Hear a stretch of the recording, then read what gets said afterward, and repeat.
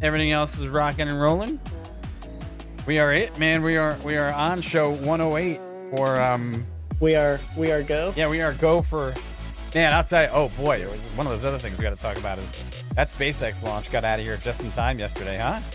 With that weather moving in. Dude, I don't know. I don't know. Yeah. You tell me, man. Yeah, that was closer than I thought. Anyhow, it's June 9th, 2022. We'll roll some intro music here, and then we'll be into the show. Good old Harris Heller. Thanks, man. Harris. As Music from always. Harris Heller, if you guys are unfamiliar. Link in the description below. Yep. Along with a whole bunch of other cool stuff we're going to talk about. Yeah. All right, let's go. 10 seconds. 10. Yep. 10. 5, 4, 3. Hey, everybody. Welcome. Not Your Average Show. Mike and Corey back with you once again, June 22nd, 2022. We got a lot going on. Big follow-up information today. Jetoptera goes boom, and there's a lot behind that. Turbotech goes quiet, and I think I spelled quiet wrong. We'll have to check that out. Throw your money out here. There's a big investment opportunity again, and then VoloConnect, which is Volocopters. I think their 4-person attempt has its first flight. That's what's going on. Yeah. What's going on with you, brother? How are you? Doing pretty well, feeling much better. If you guys seen our show lately, you know, there was a bit of a break there for a little bit, and then the last show we did, I just informed you guys I wasn't feeling so great, you know, stuff going around. But anyway, feeling a whole lot better, and happy to be here. Yeah. Yeah. So it's crazy, man. It's crazy out there. Crazy. By the way, the title screen is inaccurate. I spelled quiet wrong, and it didn't get caught in Photoshop or spell check. Or actually, you know what? I didn't spell check it. How's that? I didn't spell check it, so it's wrong. It goes quiet. Hey, what's going on? What's going on, General and Carl? How are you guys this evening? We got a lot to talk about. What is going on? I haven't heard from General in a long time. Been a while. Carl, I don't think we've had the pleasure, but we're gonna get started with some information here. And look, so yeah, we got a lot to follow up on. So actually, let's touch on one thing. Yesterday there was a SpaceX launch. It was at 5:03 from the Space Coast, which is actually that's the Space Coast right there. It's east about 15 miles that way from the. And oh yeah, see the new improvements, Lilium. Yep, yeah, got hired. Ooh, the airlines recently. Good job, man. Hey, that's congratulations. Congrats. Good nice. for you. I mean, yeah. Let's hope the economy holds together and they keep, you know, I know they need pilots, but you know, let's hope everything in the flying public stays together for the next couple of years. Very true. Anyhow, so yesterday afternoon, 5 o'clock, thunderstorms rolling in. And I mean, it's rolling in hard, hot, heavy. We got a great afternoon thunderstorm. Ooh, check ride. Nice. Oh, so you're hitting the line. You're going through IOE then soon. Congrats. Hey, Mike, I'll be right back. Sorry. Family, but I'm going to be right back. Corey's leaving. Right back, oh, so anyhow, General, congratulations. Just finished your check ride a month ago. I know what that's like. That's pretty thrilling. I wonder where you're based. That should be kind of unique. Corey left. You know what? I'm going to take the stage. Why not? Oh, you're done with IOE. Funny how in the airlines, they don't teach you how to land the airplane in the actual sims. They teach you on IOE, which is kind of interesting.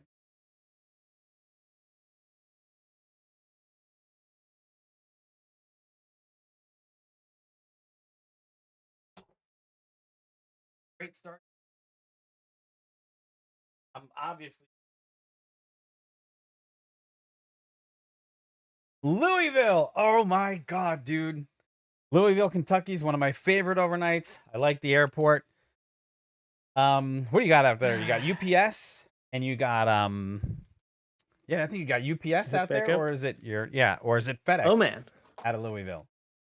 I love Louisville. Downtown Louisville is one of my favorite places. One of my favorite overnights. I like Merle's Whiskey Kitchen is fantastic. It was one of my favorite overnights. That's awesome. Good for you. Wait, you've got to be with got a base out of Louisville. So I missed half of this. What, Louisville? Yeah, yes and no. They tell us how to land, and then the sim. Just an IOE. Ah, okay. Nice. Gotcha. Yeah, I think I did. I think in my IOE I did Oh, it four was four. Republic? Yeah, is it Republic? Oh, Republic. Oh, it is That's what he Republic. said it Yeah, right. Yeah, okay. Republic. That's not so bad. Man, Louisville's a cool Yeah, town. cool. Louisville's cool. I like it. Especially from that area. That's pretty Mhm. nice for you. So, okay, we're gonna table that conversation because we got stuff we got to talk about. So anyhow, before Corey bolted, Yeah, sorry one of about the that. things was yesterday, right? Yesterday is 5:04. We're getting blasted by a thunderstorm, literally just hanging on the edge of the river for the Indian River, just pushing over our house and sitting there. And I'm going, there's no way, there's no way they're gonna pull off this long. And then in between the crackles of thunder, I hear, Mhm. you know, Falcon 9. Rocket. I'm like, Yeah, yeah, what yeah. the? I'm like, why is there a Falcon 9 going off right now? And yeah, lo and behold, there it was, Falcon 9. And you couldn't see anything. And I wasn't going to step outside with my son to go check it out at that point. But hey, they pulled it off. That was the closest one I've ever seen to a thunderstorm that they actually got off the ground. So kudos to them. Yeah, it was crazy here. I'm a bit west of where he's at, and yeah, no, it was not good. It Yeah. was not good here. Okay, so let's get on with the rest of the show here, and then we got a quick 10-minute segment. Then we'll hop into some other discussion that we want to do. But I'm going to kick it off because just because. But you know what? I'm going to do one thing before I kick it off. I just want to make sure our zones for our spacings are okay because we want this episode to be special. And Especial. Corey's head was in the way the other day, and I want to fix That that. better? That Your works? head. Well, I'm going to move it this way How's this? this Does this time. help? No. Stay in the middle. Don't be. Just stay in the middle. Settle down. Okay, perfect. Now you're. Nice, nice, General. I like the way you What do you think. say? I'm single man. I'm a simple man. I see Jetoptera news Ah, and there I you go. click. Smart thinking. Okay. Yeah, some cool All stuff. right, so that's all set. I just want to make sure because this video we want to have a little bit better production value tonight than average nights. But anyhow, here goes. Okay. Ready. Are you ready, sir? Okay. I am ready. Here we go. sir. You guys know that we have a special relationship with Jetoptera that we have not fully utilized. And the fact of the matter is that we've been watching them for a while now. And we have come across some other news recently. This dates actually back to February.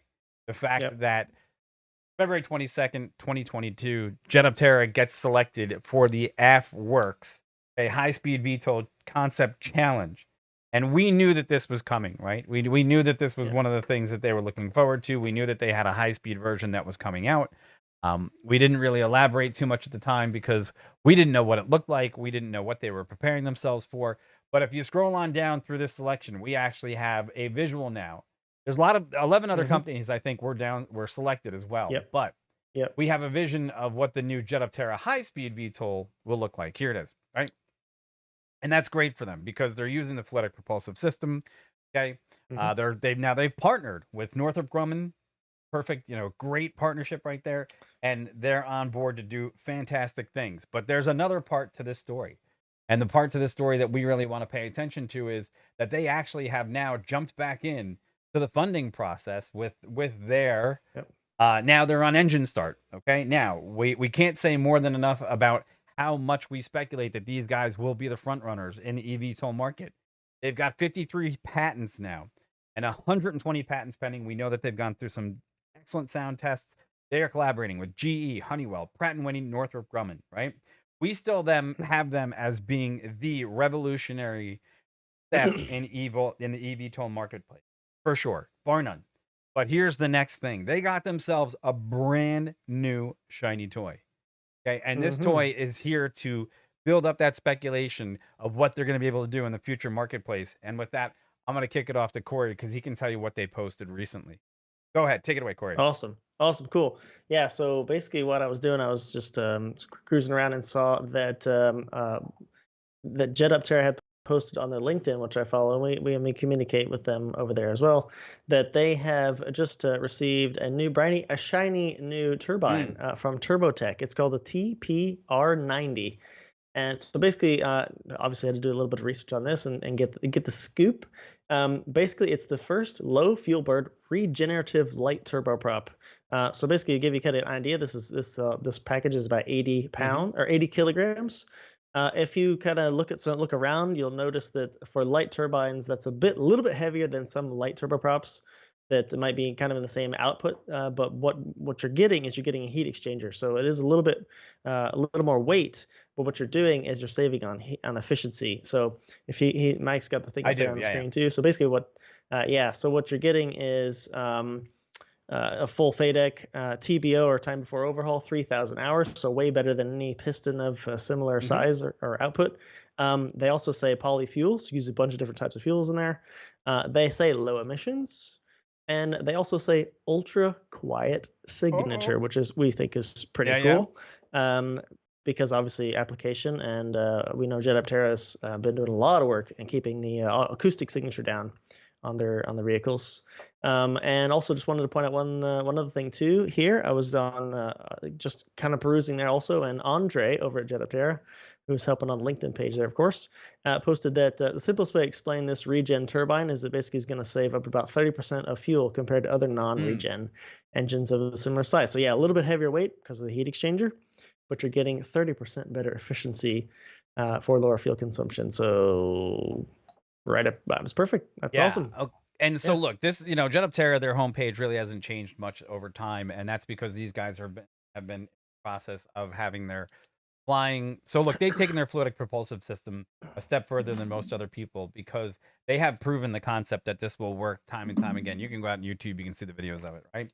And we still pick these guys to make that journey from the investment phase into the phase of actual FAA flying. They assume now 2024 to be in the prototype and 2026 to be FAA certified, right? That's directly off the start engine page, right? Look, we were featured on their previous funding pages on WeFund, and we were Yeah. grateful for that because we know how to interpret what their technology means to the industry. We cannot stress enough that if you've ever been a pilot in normal aviation, you have touched something from GE Aviation. You have touched products from Honeywell often. Yeah. You Yeah. have experience with Pratt Yeah. and Yeah. Whitney profit products, and Northrop Grumman is a great backer towards their development. And now with the engine that seemingly would be the glue to put all this together, they're like the perfect package. I don't see them missing the mark on this. Right. Yeah. I mean, especially being still front runners in the Air Force Works Challenge. I know that that's still kind of an ongoing process, and there's some more phases coming with that. But basically, the end of phase one, moving to phase two, should be actually this month. So hopefully, maybe get a little more news for you guys when that does come Mhm. out. But then, when obviously we would imagine they probably would move to phase two. But then moving to phase two in the Air Force Works Challenge, then eventually Air Force running the Air Force Works program will be looking for full scale prototyping, obviously for the military applications. And so we when you go to their start engine page, of course there's a bunch of pictures of their previous designs we've kind of Mhm. reviewed, and I think that's more along the lines of what you'll probably see in the commercial Yes, side, absolutely. air taxi, urban air mobility Yeah, yeah, sector yeah, for stuff. sure. But as we've talked about before, yeah, Jetoptera has got a lot of things going on behind the scenes through Air Force Works, DoD, Navy, whole bunch of stuff, and so it would only be logical for that tech to be refined and then move to the commercial And market, yeah, which and amazing, to boot, awesome. all right, they have listed under the Turbotech Innovations engine that they're going to use that regenerative, finally that type of turbine, right? They're saying that Hmm. it's going to be ultra quiet. Now, here's the thing: Jetoptera went into an anechoic chamber before against all competitors, and they came out bar none one of Hmm. the quietest devices for this type of application. And if you look at their actual start engine page, they actually say right then and there, we are 20 to Yeah. 35 dBA lower decibels, right? Lower than the quietest propeller, and they are 40 to 50 Right. lower than the quietest helicopter, which is easy to Hmm. do in some cases, right? Um, Yeah, helicopters are Helicopters are pretty pretty pretty loud, noisy, but but yeah. the difference is what we've also known all along, that the fluidic propulsive system does not need a ton of horsepower in order to be effective. So if it's the force multiplier that they say it True. is, which we are led to believe it is true because they're using that propulsive system, that could be not only evolutionary and revolutionary to multiply the amount of force that's coming out of these centralized turbine units that they're going to use in their propulsive system. And they're making strides that others just can't capitalize on right now, right? And look, all these early flights, we're not taking anything away from these other aircraft that are making early flights because they're making Yeah, steps all along yeah. the way. We're just saying that the combination of ultra quiet turbine and the type of system that Jetoptera is going for has got the best shot because it's got so many more innovative technologies baked into it from the get-go that solve the problems with speed, propellers, other drive units that just lack the finesse that this has. Mm. Yeah, I mean, along with that same thing, we keep talking about the acoustic signature. Obviously, that is certainly military applications, but if you've watched our channel long enough, we talk about some of the hurdles to the air taxi market as far as it goes with larger drone or manned or unmanned or autopilot, these kind of drones that are going to be intercity or intracity. And of course, one of the things that continuously comes up is not only infrastructure and charging and blah, blah, blah, all that stuff, but where are you going to put these? Yeah, sure. There's a reason there's not a whole bunch of helicopter pads all over all these cities because helicopters can take off and land in very small areas anyway. They've been able to do it for a long time, but they are noisy and people do not like that, and that's a big problem. So yeah, if Jetoptera was certainly um, looking at the right things when they were taking a look at making the acoustic signature come down, not just for Sure. military, but Sure. civil applications. And lastly, they list a three-part strategy right here on the website now that says our long-term strategy involves three revenue streams from aviation. Number one, licensing technology to military applications, including high-speed VTOL.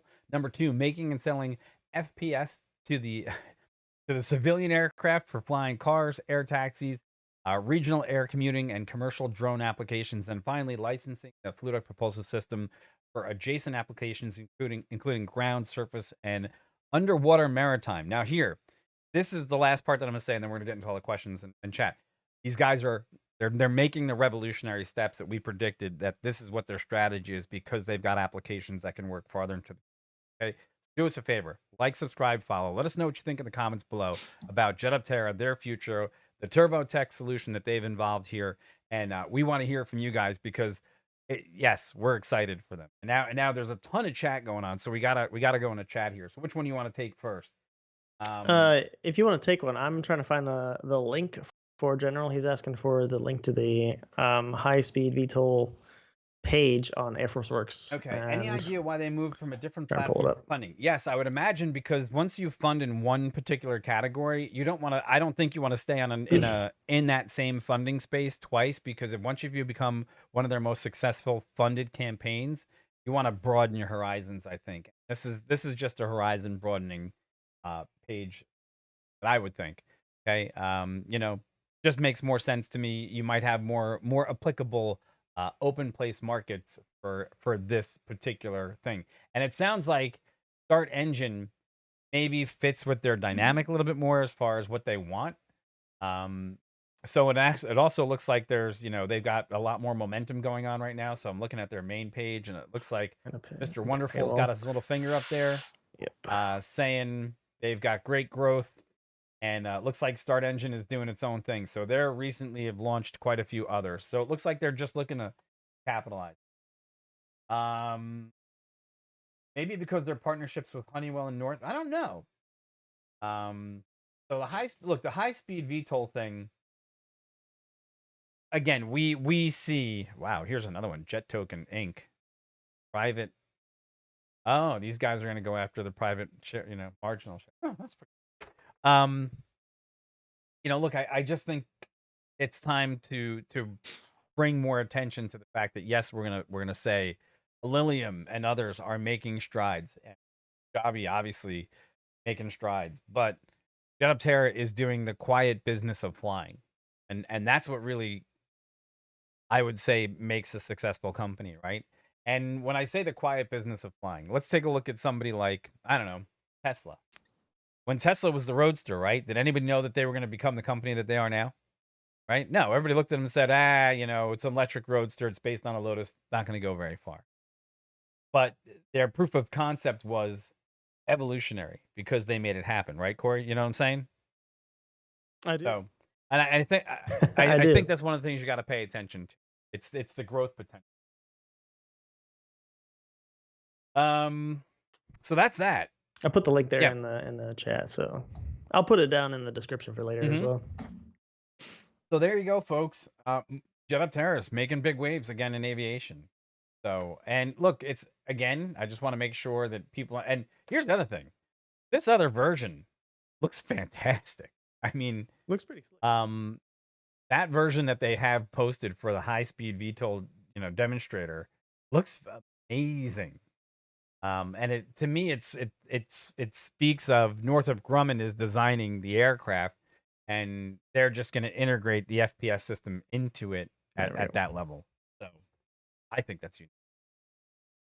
You finally got it up there again? Okay. Yeah. Well, I got it on the. I put it in the description, but also in the chat. Okay, cool. For them to go to if they want to. Very nice. Very nice. Yeah. So cool. Any other thoughts that you have? No, I mean it's just it's like we've said before, covering the AFWERX.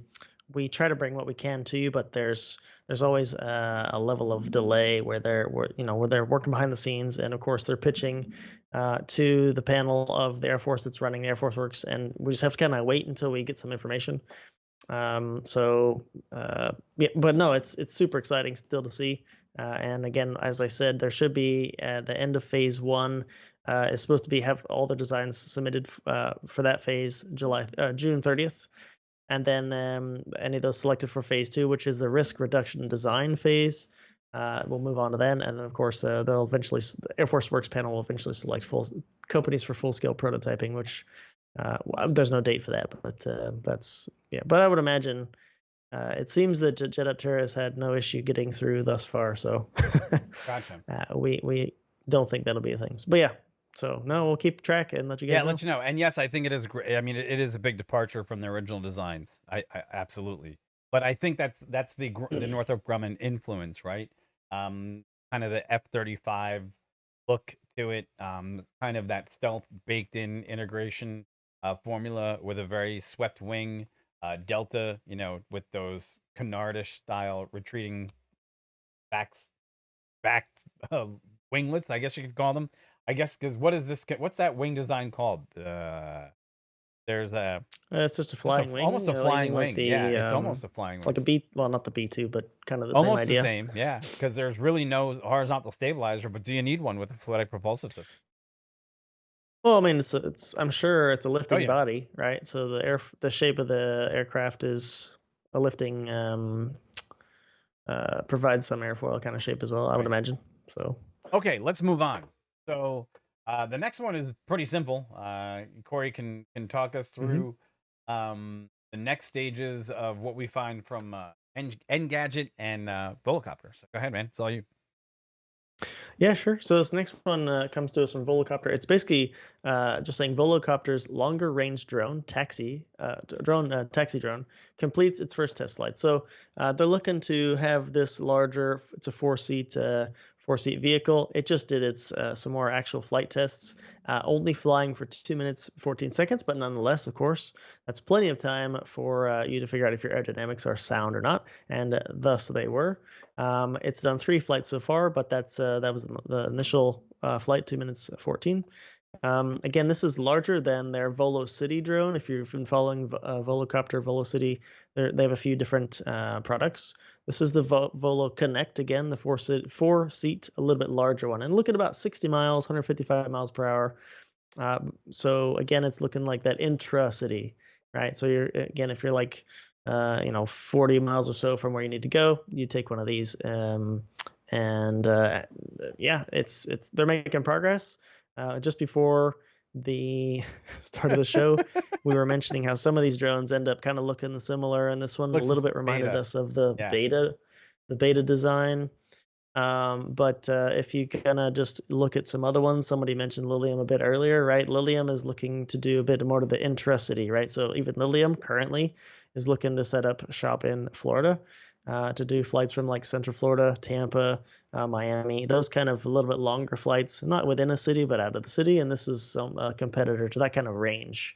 And so there's multiple players there. And yeah, so good on them. Again, looking to hopefully surpass 2026 passengers. Yeah, I mean, what do you think, man? I mean, I think that you are correct that they have basically gone in with another design that not we're not breaking new ground here, right? It looks a lot like the beta. You're right. We're not seeing anything different, but it's Yeah. great to see that these companies are making the strides that they need for certification processes, right? Because we Hmm. have said all along that Yeah. these are going to be very difficult technical hurdles for a lot of companies to get to that next stage, which is going to be making it to dynamic flight models that actually can prove that they're worthwhile in aviation. Okay. Um, so yes, it's the design might be ugly. It's a very big tadpole. You know, some people might not find that design to be exactly the most beautiful design. However, it's got its functionality because others, and you know, Hmm. I guess it's the flattery in copying someone else's design because it does look like some of the other designs out Hmm. there.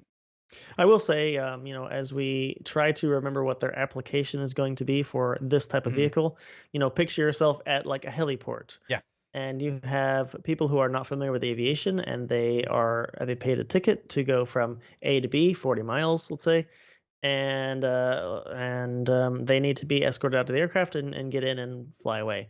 Well, of course, we can already see, commonly some of the problems with, like, let's say, helicopters that are hot loaded, meaning the engine's running. There's spinny bits flying around that you don't want people going anywhere near, and some people, they're just not familiar with that kind of thing. These being electric, right, they're out of the way. They're not. They don't even need to be running. They won't be on.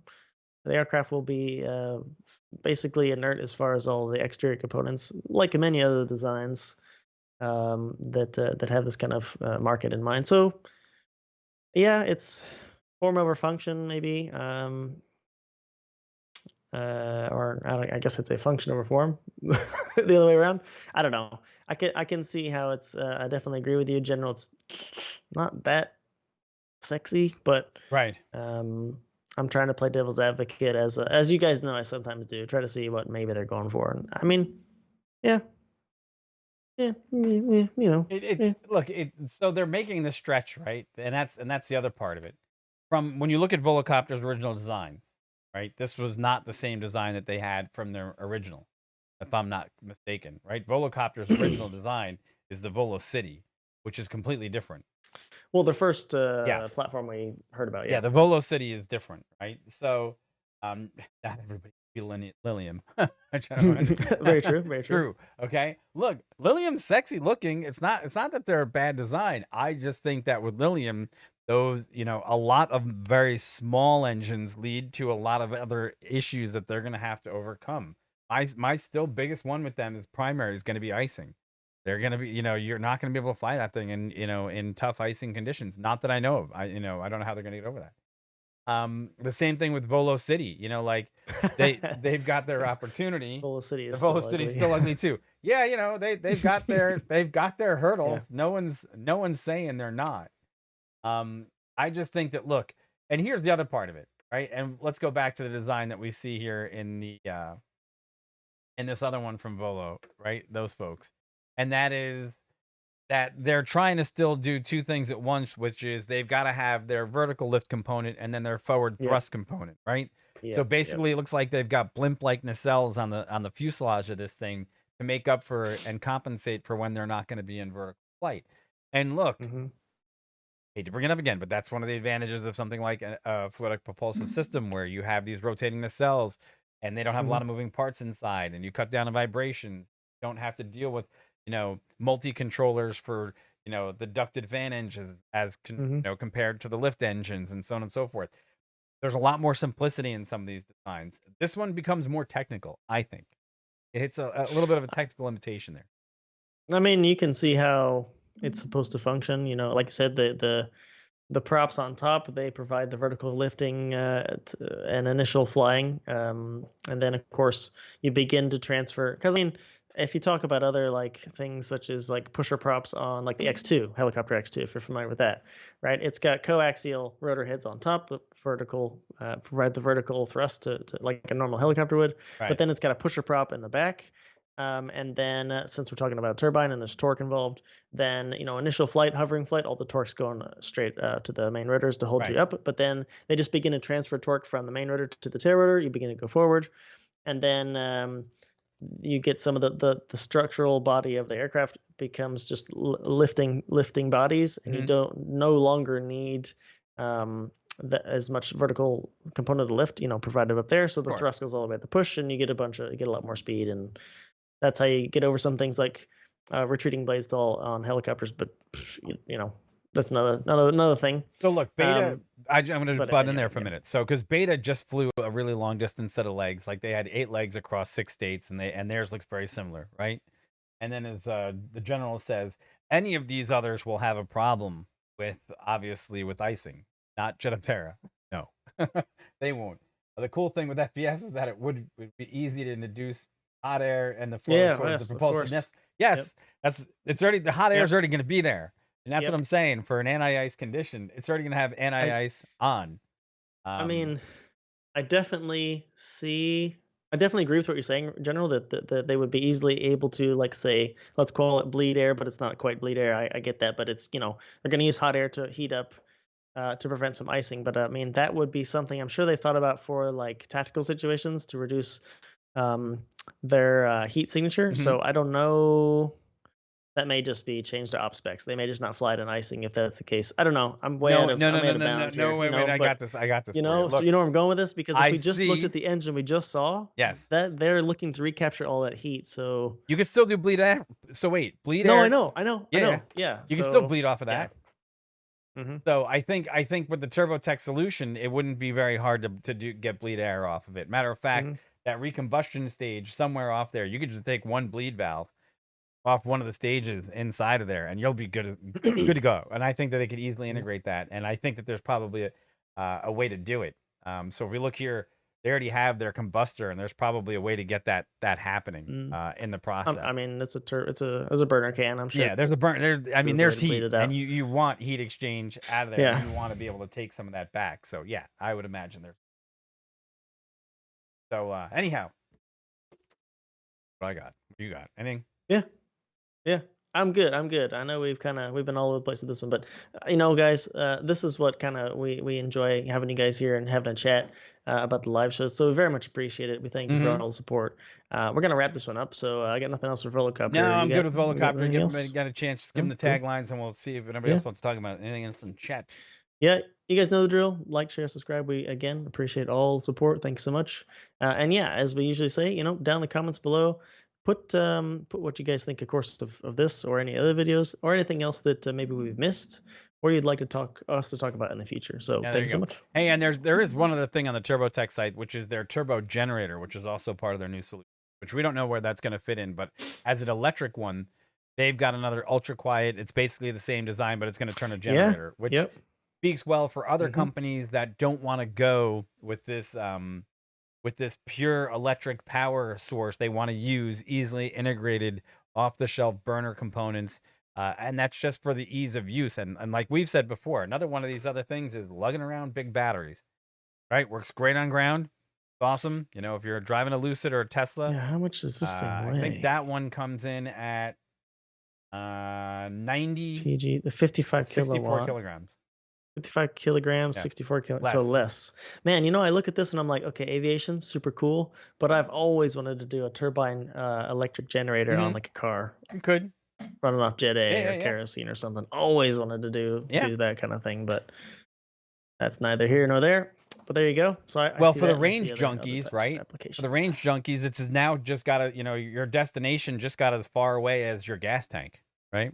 I mean, dang, take my Model 3, rip the back seat or rip the trunk out, throw a turbo generator in there, and it charges up the battery pack. Dang, I mean, my range is out through the roof. I mean, I can go forever. I would say that you would probably want to shrink that down a little bit. Just a little bit. I'm sure. I mean, I know there's smaller turbines, turbo generators for even like model. Well, maybe not that big, but I know I've seen them for a little bit larger. Because I just need a generator. Honestly, that's what you're looking for. An efficient generator. What was the one in the back in the back of the car in Back to the Future? What is it? Mr. Nuke, whatever the heck it was. I don't remember. Back to the Future generator. Hold on a second. Let me in general, don't think that I'm the guy that wants to, use the thrust. I just looking to make it as a generator. Because if you guys have heard of the Darwin Awards, all the stuff about the Darwin Awards, people throwing turbines on like a Cadillac and ending up in the side of a mountain because it took off. Yeah, no, that's not the idea. Yeah, it was called Mr. Fusion. Yeah, made fuel from Mr. trash. Yeah, Fusion. Mr. Fusion. You know, and I mean, Yeah. wasn't it not so long ago people were touting the fact that they thought that there was going to be the opportunity to have these very, very small, you know, fusion engines, right? Look, at some point we'll get there. It might not be in my lifetime, it might be in our son's lifetime, but at some point they'll have some sort of, you know, fuel source that'll be fairly renewable, and that'll be great. Fusion power plants. Yeah, right? That'll be A awesome. never-ending chat about fusion power plants. I mean, if you guys want to talk about that, we could talk next show. We could talk about that the spark reactor. Oh That's yeah. I mean, there's tons of different reactors, but you know, Bill Gates is and MIT is in. I think it's the spark reactor they're working on, and there's a whole bunch of other ones. But Oh, so that's why Bill Gates is shorting Tesla, huh? because he's making fusion, maybe happen, Yeah, maybe question maybe. mark Because asterisk. you know, it was interesting that he had the comments that he's given more to you know, to these things. Okay, wait, Helion. Let's see. I hadn't looked at Helion. Take a look at Helion Energy suggestion. MIT Woo! This. Wow. These Gates guys fusion spark. Spark Energy. Wait, is this the one that I'm talking about with MIT? This the one from MIT? I don't know. I'm I taking don't a know. look I right now. can't see that very well. Hold on. Our technology, who are we? Limited clean energy. I don't know. Look like a bunch of engineers. I'll have to do some more research on these fellows. So they look like they've got wow. First diffusion, really? They look pretty unique. Didn't know. Where'd you find out about these guys? They're fairly new on the Yeah. scene. Yeah, I haven't. Let's take a look. The plasma accelerator. What? Magnets confine it. It accelerates it to the opposite end and they compress it. No. Really? And then get out. No kidding. That's pretty unique. Electricity recaptured. Wow, that's Using helium, I'd have to check that out. which of course they could get out of water, right? That's pretty unique. Okay, yeah. Let's take a look at this. We definitely got to take a look at Cool. these guys because they're We'll compare a few. We'll solve fusion in our next show. okay. I don't know if we're gonna do that. Probably not. Probably not. But you know, we'll try. That is, but you know what? Here's the thing. They're saying that you know they could generate with one glass of 2O generates 9 million kilowatts of safe, clean electricity. Can power one home for 865 years. Okay.